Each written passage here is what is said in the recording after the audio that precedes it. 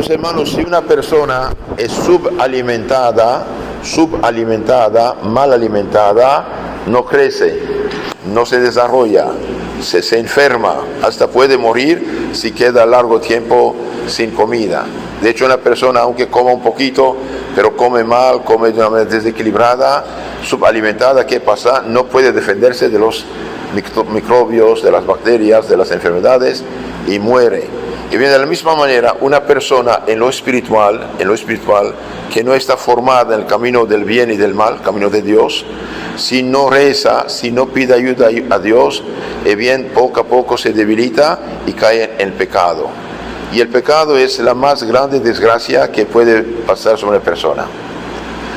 ¿Qué es lo que da, por ejemplo, poder al demonio sobre los hombres? En sí el demonio no tiene ningún poder sobre los hombres. Es un rebelde, es un marero, es un fracasado, es un ángel rebelde que fue expulsado del cielo, precipitado del infierno, pero utiliza su inteligencia, si es inteligente por ser un ángel caído, pero la utiliza para el mal, y por envidia impulsa al hombre al mal, al pecado. Porque él perdió el cielo, es decir, la dicha eterna de vivir feliz con Dios eternamente. Entonces él perdió esto, y por envidia quiere que los hombres lo pierdan también, y nos impulsa al pecado. ¿Y qué es el pecado? El pecado es una desobediencia voluntaria a la ley de Dios. Hay dos tipos de pecado: pecado que separa de Dios y pecado que no separa de Dios todavía, ¿sí? Por ejemplo, una persona tiene unas rasguñas, unas heridas, todavía vive, ¿sí? Todavía vive. Estos son los pecados que no separan de Dios, que llamamos pecados veniales, pecados perdonables. Venia en latín significa perdón. Por ejemplo, una mentiría, un pequeño enojo, una pequeña flojerita, cualquier cosa chiquita que no está bien, pero no separa todavía de Dios, ¿sí? Pero debilita. Cuando uno está enfermito, pues, esto puede causar que se agrave la enfermedad. Y hay pecado que separa de Dios. ¿Cuál es el pecado que separa de Dios? Eso le llamamos pecado mortal. Si yo tengo unas heridas, unas rasguñas, esto es pecado venial. Pero si recibo 5 balazos en mi cuerpo, estoy muerto. Ese es pecado mortal. Pecado mortal. Ejemplo de pecado mortal, por ejemplo, matar, abortar, emborracharse, acusar injustamente al otro a tal punto que causa muchos problemas para las personas, hasta la cárcel, el falso testimonio, mentira, fornicar, ir con mujer sin casarse, dejar hijos tirados ahí y después mostrar el aborto, es pecado gravísimo. Fallar a su esposo o a su esposa, adulterio, es pecado. Pecado más grave todavía, homosexualismo, por ejemplo. No es normal que un hombre se acueste con un hombre, no tiene sentido. El hombre y la mujer son dos seres que se complementan.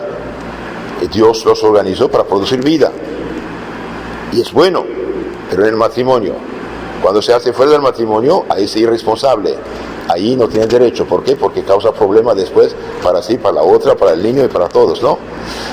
Emborracharse, dije, es pecado. Drogarse es pecado.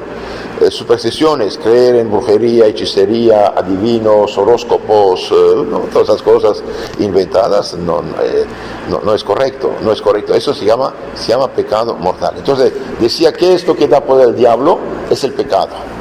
Ahora, ¿cómo se destruye el pecado? ¿Cómo se libera del pecado? ¿Quién puede libertarnos del pecado? Una persona que cae en un pozo profundo, se rompe la columna, ¿puede salir?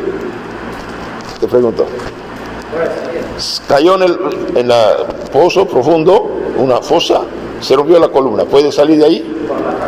No puede solo, hace falta que alguien de arriba venga a sacarlo.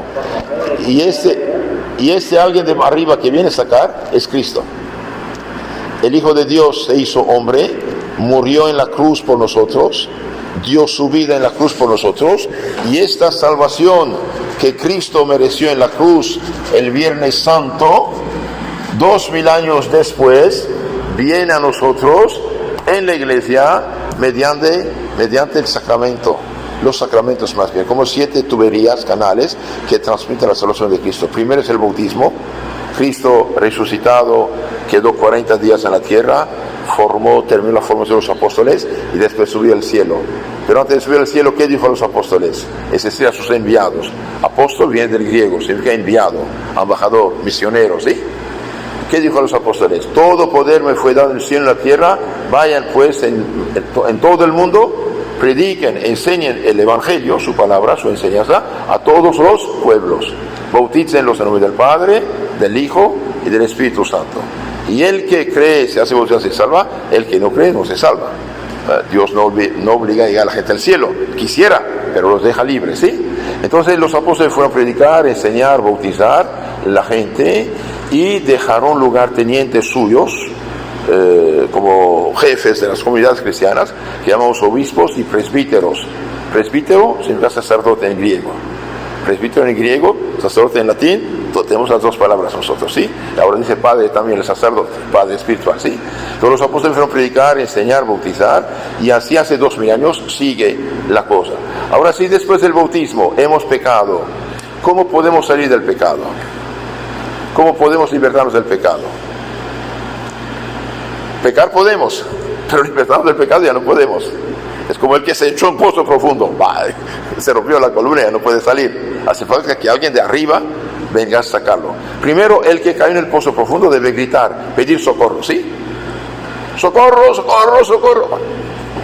Había un día un escritor de canciones italiano. El tipo era muy lascivo, muy liberal, muy perdido, ¿no? Escribía cosas que no debía. Y un día fue al cementerio y sin quererlo pisó sobre una tumba y se cayó en la fosa, bien profundo, y se vio rodeado ahí de calaveras, de huesos. Y, Dios mío, ¿ahora qué voy a hacer? Pero no quiero morir aquí. Entonces recapacitó y dijo: Virgen Santa, Madre de Dios, Madre de Jesucristo, por favor, pida a Jesús por mí, yo no quiero morir aquí. Si salgo de esta tumba vivo, prometo que nunca más voy a escribir cosas malas. Empezó a gritar, socorro, socorro. Unas personas estaban ahí, alíos, ¿qué pasa? Por favor, no tenga miedo, soy yo fulano, vengan, etc. Bueno, finalmente lo sacaron de la tumba y prometió, sí cumplió con su palabra, nunca más escribir cosas malas. Pero cuando uno ha caído en el pecado, no puede librarse del pecado. Pero Cristo, nuestro Señor, precisamente murió por los pecadores y dejó en la tierra un medio de libertad del pecado, que es el perdón de los pecados. Perdón de los pecados. Por ejemplo, en este librito, el Catecismo Bíblico Apologético, tómalo si quiere, página 174 de este libro, habla del perdón de los pecados, de la confesión. Bien, dice Cristo: venid a mí todos los que estáis fatigados y cargados, y os aliviaré. Venid a mí y os aliviaré. En San Mateo, capítulo 11, versículo 28. Y en este misma página, 174 abajo, letra negrita, 174, Cristo, el día de la resurrección, aparece a los apóstoles, sopla sobre ellos diciendo: reciben el Espíritu Santo.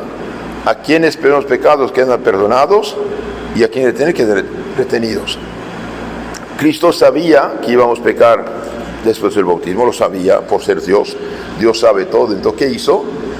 Dejó otro sacramento, otro canal, medio de salvación para por el pecado. Reciben el Espíritu Santo. ¿Quiénes ustedes, como embajadores míos, representantes míos, pero los pecados quedan perdonados? Y a quienes lo retienen quedan retenidos. Y esto es una caridad grandísima de la parte de Cristo con nosotros. Hermanos, pecado y felicidad no pueden coexistir. Es imposible ser felices con el pecado. Y por desgracia, siempre el pecado nos atrae. ¿Por qué? Porque somos seres sensibles, cuerpo y alma, y el cuerpo, por desgracia, está inclinado al mal, el pecado. Entonces, cuando sabemos que algo es malo, bien digamos: no lo quiero, no lo hago, no lo quiero, esto nunca me ha traído nada de bueno, bien no lo haré. Y no tener miedo a lo que dirán los demás, porque hay compañeros, por desgracia, que son como emisarios del diablo, llevan a otros. Como por ejemplo un muchacho bueno, sus compañeros quieren jalarlo a la mala, ¿sí? Al crimen organizado, y bien debe tener, dicen, no, yo eso no lo hago porque no me hace ningún bien. Entonces sí, Cristo nos dejó un medio de libertarnos del pecado, está en el Evangelio, capítulo 20, 21 de San Juan, reciben el Espíritu Santo, a quienes perdonan los pecados quedan perdonados, a quienes retienen quedan retenidos.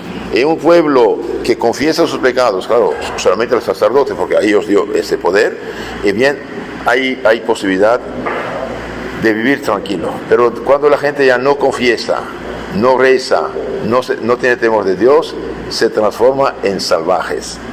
Y mientras más hay ignorancia religiosa, más hay problemas en el mundo. El mundo actual sufre mucho, estamos conscientes, ¿no? ¿Por qué sufre mucho? Porque no sigue la ley de Dios, no sigue los mandamientos de Dios. Si la gente siguiera los 10 mandamientos, ¿habría tantos problemas? ¿Había usureros? El usurero es un ladrón, roba a la gente. 10%, 15% mensual, por favor. No se pongan esas trampas.